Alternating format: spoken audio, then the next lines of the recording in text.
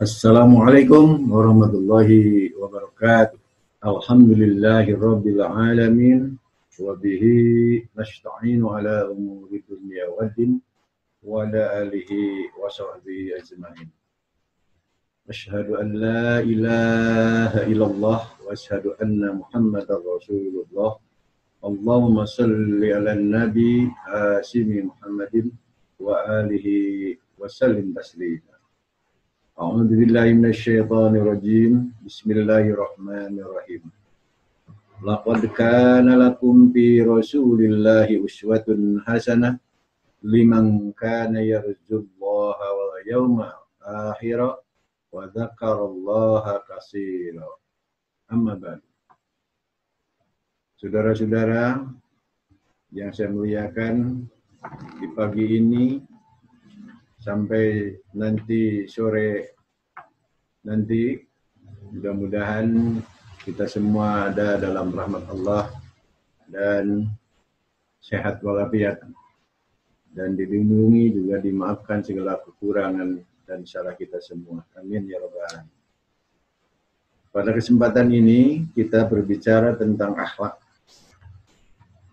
Akhlak itu secara etimologi, kata akhlak itu berasal dari bahasa Arab akhlak, bentuk jamak dari bentuk tunggalnya khuluq, yang berarti budi pekerti.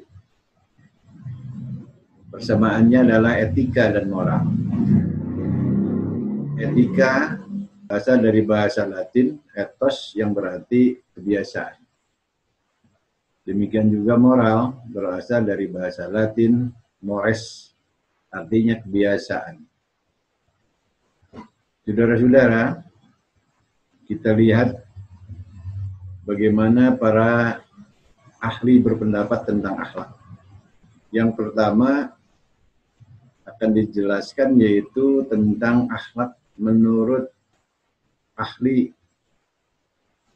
yaitu Ibnu Maskawih dalam bukunya Tahzib al-Akhlaq mengatakan bahwa al-huluq halun linafsi da'iyatun laha ila af'aliha min ghairi fikri wala ruwayyihi wala ru'yatin. Akhlak adalah keadaan gerak jiwa yang mendorong ke arah melakukan perbuatan dengan tidak membutuhkan pikiran. Ibnu Maskawih At-Tahzib al-Akhlaq At-Tariq al-A'raq. Yang selanjutnya, Imam Al-Ghazali di dalam kitabnya Ihya Ulumuddin mengatakan bahwa akhlak adalah perangai, suatu sifat yang tetap pada jiwa, yang daripadanya timbul perbuatan-perbuatan dengan mudah tanpa membutuhkan pikiran. Yang selanjutnya, Ahmad Amin dalam bukunya Akhlak mengatakan adalah membiasakan kehendak. Kebiasaan adalah perbuatan yang selalu diulang-ulang dengan syarat. Yang pertama, ada kecenderungan hati pada perbuatan itu. Yang kedua, ada pengulangan yang cukup banyak sehingga mudah mengerjakannya tanpa pemikiran lagi. Kehendak adalah menangnya keinginan seseorang setelah dia bimbang dengan proses sebagai berikut. Yang pertama, timbulnya berbagai keinginan yang cukup banyak. Yang kedua, timbul kebimbangan keinginan mana yang harus dipilih. Yang ketiga, mengambil keputusan yang pasti. Itulah kehendak atau iradah. Saudara-saudara yang saya muliakan, pengertian etika. Selain etika, istilah akhlak dikenal dengan etika. Sebagaimana di atas bahwa kata ini berasal dari bahasa Yunani, ethos, yang berarti adat kebiasaan. Kemudian para ahli etika mendefinisikan etika sebagai berikut. Etika adalah ilmu tentang tingkah laku manusia prinsip-prinsip yang sistematik tentang tindakan moral yang benar. Etika adalah ilmu tentang filsafat moral, tidak mengenai fakta, tetapi tentang nilai-nilai, tidak mengenai tindakan manusia. Etika adalah ilmu tentang moral, kaidah-kaidah tentang kelakuan dan tindakan. Selanjutnya, etika adalah ilmu yang menyelidiki mana yang baik dan mana yang buruk, dengan memperhatikan amal perbuatan manusia sejauh yang dapat diketahui oleh akal pikiran. Pengertian moral, perkataan moral berasal dari kata bahasa Latin, mores. Bentuk jamaknya dari mos, yang berarti adat kebiasaan.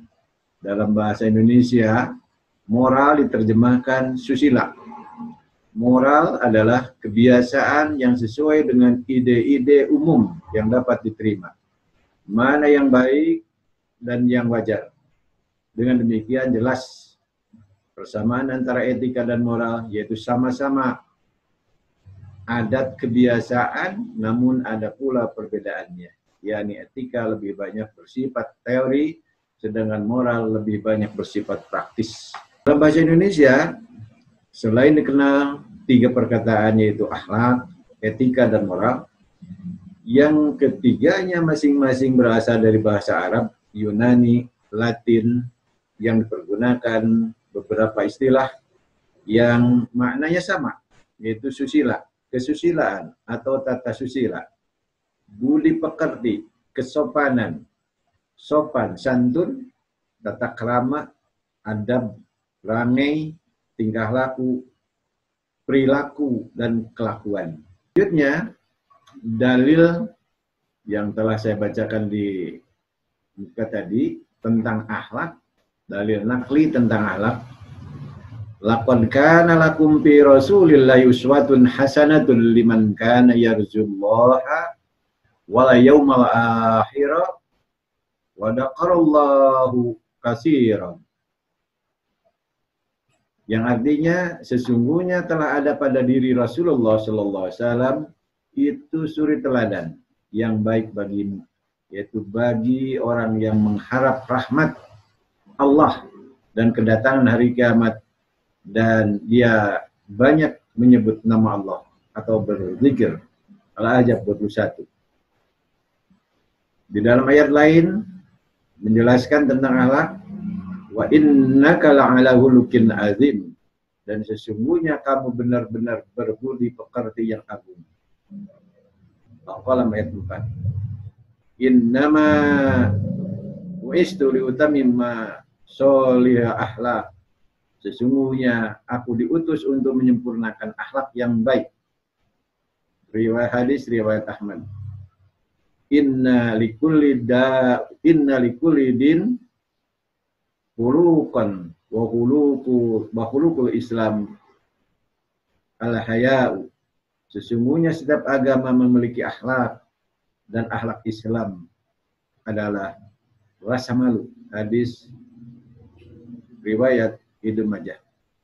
Innallaha karimun yuhibbul karama wa ma'aliyal akhlaq wa yubghidu sib safaha. Sesungguhnya Allah Maha Pemurah, menyukai kedermawanan dan akhlak yang mulia, serta membenci akhlak yang rendah atau hina. Hadis Bukhari dan Muslim. Saudara-saudara sekalian, misi Rasulullah SAW sebagai mana sabdanya. Rasulullah turunkan ke muka bumi adalah sabdanya sebagai berikut. Aku hanya diutus untuk menyempurnakan akhlak manusia. Hadis riwayat Ahmad. Selanjutnya, akhlak kepada Allah, akhlak sesama manusia, dan akhlak lingkungan, dengan lingkungan. Pertama, akhlak kepada Allah, beribadah kepada Allah, yaitu melaksanakan perintah Allah untuk menyembahnya sesuai dengan perintahnya. Seorang muslim beribadah membuktikan ketundukan terhadap perintah Allah. Seperti sholat, wajib, sunnah yang muakkad, tahajud, puasa, dan seterusnya, itu merupakan ibadah kepada Allah. Yang selanjutnya, berzikir kepada Allah. Zikir kepada Allah yaitu mengingat Allah dalam berbagai situasi dan kondisi. Baik di perjalanan, di atas kendaraan, mobil, motor, sepeda, atau jalan kaki, tetap zikir itu diucapkan dengan mulut maupun dalam hati. Berzikir kepada Allah melahirkan ketenangan dan ketentraman hati. Yang selanjutnya, berdoa kepada Allah, yaitu memohon apa saja kepada Allah. Doa merupakan inti ibadah, karena ia merupakan pengakuan akan keterbatasan dan ketidakmampuan manusia, sekaligus merupakan pengakuan akan keterbatasan dan ketidakmampuan manusia. Selanjutnya, tawakal kepada Allah, yaitu pasrah diri sepenuhnya kepada Allah dan menunggu hasil pekerjaan atau menanti akibat dari suatu keadaan.